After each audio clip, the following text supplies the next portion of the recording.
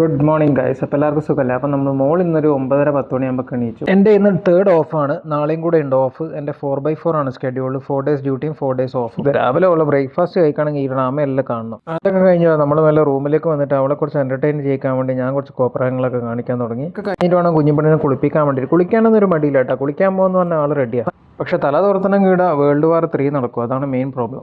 അങ്ങനെ പെണ്ണിൻ്റെ മുടിയെല്ലാം ഉണങ്ങിയതിന് ശേഷം ഞാൻ മുടി ലൈറ്റായിട്ടൊന്ന് വാരി കൊടുത്ത് പൊട്ടൊക്കെ തൊട്ടെടുത്തു. പൊട്ടൊക്കെ തൊടാൻ ഭയങ്കര ഇഷ്ടമാണ്. പിന്നെ കുറച്ച് കേക്ക് കൊടുത്തു. അധികം അങ്ങനെ സ്വീറ്റ് കൊടുക്കലില്ല. പിന്നെ അവളെയും കൊണ്ട് ഞാൻ താഴോട്ട് ഇറങ്ങി ഫുഡ് കൊടുക്കാൻ വേണ്ടിയിട്ട് പാർക്കിങ്ങിലോട്ട്. ഫുഡ് കൊടുക്കണമെങ്കിൽ വേറെ കുറേ കോപ്രായങ്ങൾ കാണിക്കണം ഇവിടുന്ന്. പിന്നെ അതാ സീറ്റിൽ നിന്ന് ഇറങ്ങുമ്പോഴാണ് അവൾ സീറ്റ് ബെൽറ്റ് ഇടുന്നത്. നല്ല ബുദ്ധിയാണ്, അമ്മേനെ പോലെ തന്നെ. പിന്നെ അതാ ഫുഡ് കൊടുക്കുന്ന സമയത്ത് അവൾ അവിടെയുള്ള കച്ചറയും കാര്യങ്ങളൊക്കെ അതാ ഡ്രെയിനേജിലേക്ക് ചവിട്ടിയിട്ടിട്ട് അവളുടേതായ രീതിയിൽ ഭയങ്കരമായിട്ട് സന്തോഷിക്കും. ആഹ്ലാദ പ്രകടനം എന്താ കണ്ടോ. 1/4 മണിക്കൂർ എടുത്തെങ്കിലും അത്യാവശ്യം എല്ലാം കഴിച്ചു. ഫുഡ് കഴിക്കാൻ അങ്ങനെ അലമ്പാക്കലൊന്നുമില്ല.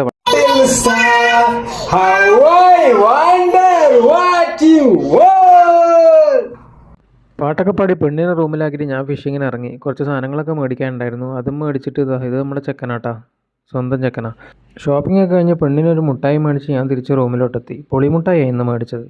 മുട്ടായിയൊക്കെ തിന്ന് കഴിഞ്ഞിട്ടാകുമ്പോൾ പെണ്ണിന് അവരോട് ഷോപ്പിങ്ങിന് പോകണം. ഒരേ കരച്ചിൽ, ടാറ്റ പോകാൻ. ലാസ്റ്റ് അവർ കൂട്ടിയിട്ട് പോയി. ആദ്യമായിട്ടോ കുഞ്ഞിപ്പെണ്ണ് ഇങ്ങനെ നമ്മൾ രണ്ടാളും ഇല്ലാണ്ട് ഷോപ്പിങ്ങിന് പോകുന്നു. ഞങ്ങളുടെ 1/2 മണിക്കൂർ കഴിഞ്ഞ് വിളിച്ചപ്പോൾ അവൾ വലിയ കുഴപ്പമൊന്നുമില്ല. അവൾ അവരോട് എൻജോയ് ചെയ്യുന്നുണ്ട്. അപ്പോൾ ഞാൻ ക്യാപ്പിൽ ഞാൻ ജിമ്മിലോട്ട് പോയി. ഇതാണ് നമ്മളെ ട്രെയിനർ. ഇന്ന് ലെഗ് വർക്കൗട്ടാണ്. അതുകൊണ്ട് കുറച്ച് കാര്യമായിട്ട് സ്ട്രെച്ചിങ്ങും പുഷപ്പും കാര്യങ്ങളൊക്കെ എടുത്തിട്ട് ട്രെയിനിങ്ങും കഴിഞ്ഞ് ഞാൻ വീട്ടിലോട്ട് എത്തുമ്പോൾ പെണ്ണ് തിരിച്ചു വന്നു. വരുന്ന വഴിക്ക് അവരൊരു ഗിഫ്റ്റ് മേടിച്ചിട്ട് കൊടുത്ത്. Talking Tom. ഇനി ഇതിൻ്റെ പരിപ്പെടുക്കുന്നവരെ ടോക്കിംഗ് ടോം തന്നെ ആയിരിക്കും.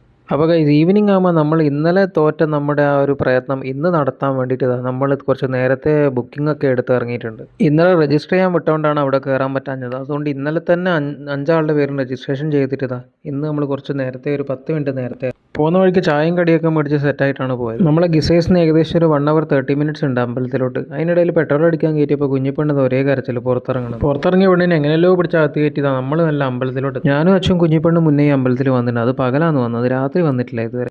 രാത്രിയത്തെ വ്യൂ ഒരു രക്ഷയില്ല കേട്ടോ. എന്തായാലും ഇവിടെ വരെ വന്നതിന് എന്തായാലും ഗുണമുണ്ടായി. അത്യാവശ്യം നല്ല രീതിയിൽ വിസിറ്റ് ചെയ്യാനും പറ്റി. വലിയ തിരക്കുണ്ടായിരുന്നില്ല. അത്യാവശ്യം നല്ല ഫോട്ടോ എടുത്തു. അതിൻ്റെ ഇടയിൽ കുഞ്ഞിപ്പെണ്ണിന് കുറേ മണിയായിട്ട്.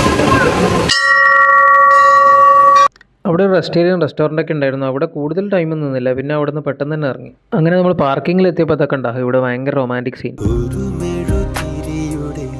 റൊമാൻറ്റിക് സീനൊക്കെ ഇപ്പോൾ കഴിഞ്ഞപ്പോൾ സന്ധ്യയ്ക്ക് ബീഫ് സ്റ്റീക്ക് കഴിക്കണമെന്ന് പറഞ്ഞിട്ട് നേരെ വന്നത് കോഴിക്കോട് സ്റ്റാർ ഗിസേഴ്സിലേക്കാണ്. അവിടുത്തെ ഫുഡ് അത്യാവശ്യം നല്ല ഫുഡായതുകൊണ്ട് നമ്മൾ പിന്നെ നോ പറഞ്ഞു. ഇന്നത്തെ വിശേഷം എല്ലാവർക്കും ഇഷ്ടപ്പെട്ടു എന്ന് വിചാരിക്കുന്നു. Tata bye bye, see U.